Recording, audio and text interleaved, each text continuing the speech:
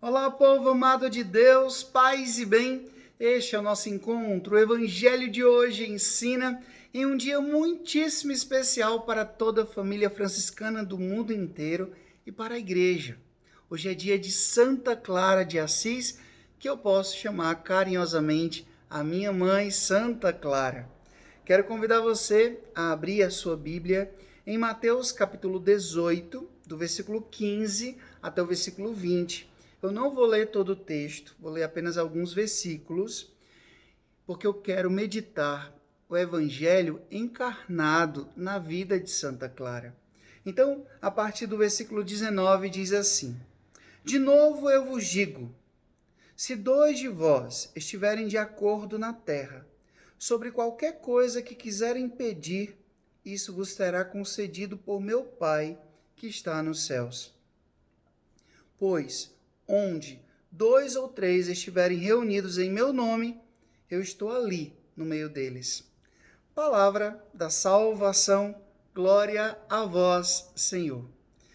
Meu povo, eu digo que é uma grande alegria e uma grande responsabilidade falar dessa mulher extraordinária, dessa mulher incrível na vida da igreja.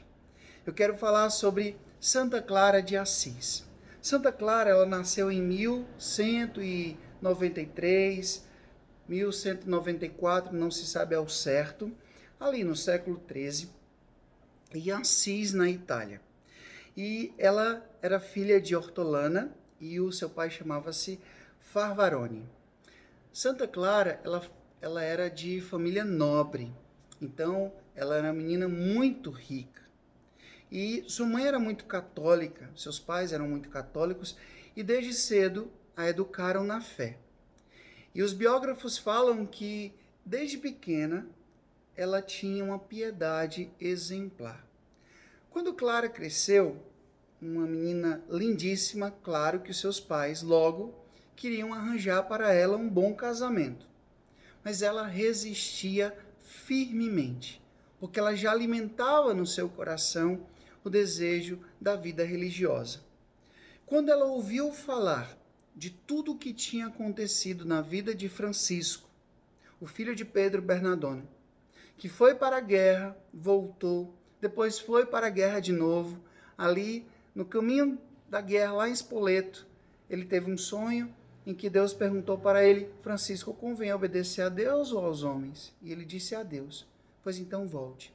E Francisco voltou mudado, transformado interiormente, e em praça pública, ali na praça da casa do bispo, ele se despe de todos os seus bens, fica completamente nu, e a partir daquele momento, ele tem Deus como o Pai, o seu Pai, e vai viver na extrema pobreza. Com o passar do tempo, alguns jovens abraçaram também essa vida. Dentre eles, o primo de Santa Clara, que chamava-se Rufino.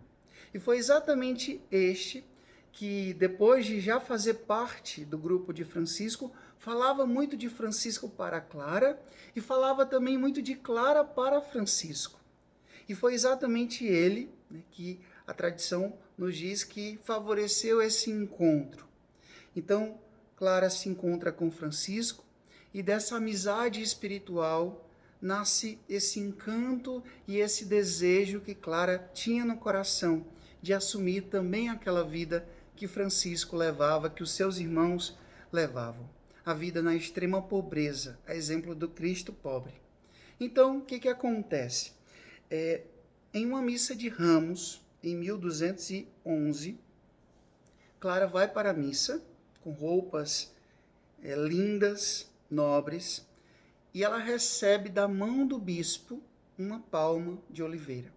Ali ela teve a confirmação que ela precisava de fato fugir e abraçar a vida de penitência anunciada por Francisco e vivenciada por São Francisco. Então ela faz isso.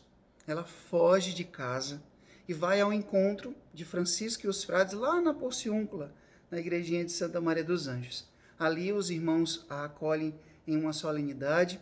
Ela tem os seus cabelos cortados como sinal de entrega total a Deus. Ela troca as suas roupas nobres, as suas roupas ricas, por um hábito austero e pobre e coloca um véu na cabeça. Depois ela vai passar um tempo, claro, ela não podia ali como uma jovem ficar no meio de um monte de homens, né? Até pelo preconceito grande da época. Então ela vai para o Mosteiro das Beneditinas. Lá os seus familiares querem arrancá-la e trazer de volta para casa, mas ela resiste. Ela resiste. E depois, né, que a família já não fazia mais investidas para que ela voltasse, ela vai juntamente com algumas companheiras para o conventinho de São Damião, aquele que tinha sido ali restaurado por Francisco. Gente, e ali ela passou 40 anos de sua vida, até morrer. Santa Clara morreu com 60 anos, no dia 11 de agosto de 1253. Uma vida exemplar, uma vida de extrema penitência. Certa vez, quando eu entrei no convento, eu fui estudar um pouquinho da vida de Santa Clara e eu lembro muito de um biógrafo que dizia que Santa Clara, ela era a primeira a acordar e a última a dormir.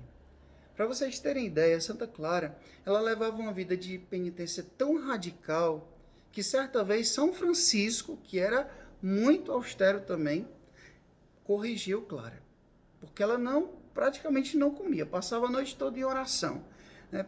Tem a partir das biografias de Santa Clara, diz que ela comia 3 vezes por semana.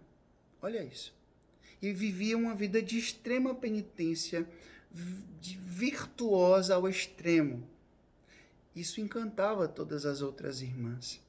Ela cuidava das irmãs com muito amor, com muito zelo. Santa Clara, eu queria aqui elencar 4 aspectos da sua vida que eu acredito que a gente precisa saber. O primeiro era exatamente essa vida de penitência, uma vida de conversão. Santa Clara, ela também tinha uma profunda vida eucarística. Vocês devem, né, conhecer o caso de 1240, quando Santa Clara, o mosteiro de São Damião vai ser invadido pelos sarracenos e ela foi buscar auxílio em quem podia ajudar. E quem era? O próprio Cristo, o esposo dela. Então ela vai para a capela, ela pega ali a custódia, né, a hóstia consagrada e vai para a frente do mosteiro, diz assim a história, e os sarracenos veem uma luz muito forte, muito forte, muito forte, que não conseguem se aproximar, então voltam. Por isso que a imagem de Santa Clara é com um ostensório na mão. Outra coisa muito interessante é que Santa Clara foi a primeira mulher a escrever uma regra na vida da igreja que foi aprovada pelo Papa com o privilégio da pobreza. Gente, olha só, ela recebeu a visita do Papa. Muitos homens da igreja se aconselhavam com ela. O próprio Francisco, nos seus momentos de crise, ele recorria a Clara para pedir conselhos espirituais. Santa Clara, ela viveu com Francisco esse dom da amizade espiritual, que infelizmente muitas pessoas confundem, dizem que Francisco era apaixonado por Clara, mas nada disso. Eles eram apaixonados pelo Cristo. E ela foi aquela que assumiu a espiritualidade, o ramo feminino da espiritualidade franciscana, fundando a ordem, né, das Clarissas, as Clarissas. E em 1953, olha só que interessante, o Papa Pio XII a declara como padroeira da televisão. Falei, por quê? Ela morre em 1253 e o Papa Pio XII a proclama padroeira da televisão em 1953. Veja só, Santa Clara diz a história que pouco tempo antes dela morrer, ela vivia muito doente. E em uma noite de Natal, ela queria muito participar da Santa Missa. E ela não podia. Então, o que ela fez? Né? Em casa mesmo, disse que ela via na parede, né, da sua cela, que eu tive a graça de conhecer, onde ela morreu, lá no conventinho de São Damião, ela participou de toda a missa e ainda disse que comungou. Então, exatamente, ela participou da missa à distância. Então, o Papa a declarou padroeira da televisão. E outra coisa muito importante, que pouquíssimas pessoas falam a respeito da espiritualidade de Santa Clara, é exatamente algo muito bonito que o Papa Bento fala nas catequeses sobre Santa Clara. É uma catequese linda, eu peço que vocês pesquisem depois, já que eu não posso dizer tudo aqui. É na carta número 4, tá? Em que ela fala da espiritualidade do espelho. Ela diz às suas irmãs o seguinte: olhe dentro desse espelho todos os dias, ó Rainha esposa de Jesus Cristo, e espelhe nele, sem cessar, o seu rosto. Preste atenção no princípio do espelho. No meio do espelho, considere a humildade, ou pelo menos a bem-aventurada pobreza, as fadigas sem conta e as penas que suportou pela redenção do gênero humano. Então, o que é essa espiritualidade do espelho em Santa Clara? Ela dizia: olhem para Jesus. Ele é o espelho de toda a perfeição. É para ele que a gente precisa olhar diariamente, constantemente, e buscar imitar as suas virtudes. E buscar imitar em tudo os valores que nos salvam. Então, ela dizia: contemple o espelho da perfeição, que é o próprio Cristo.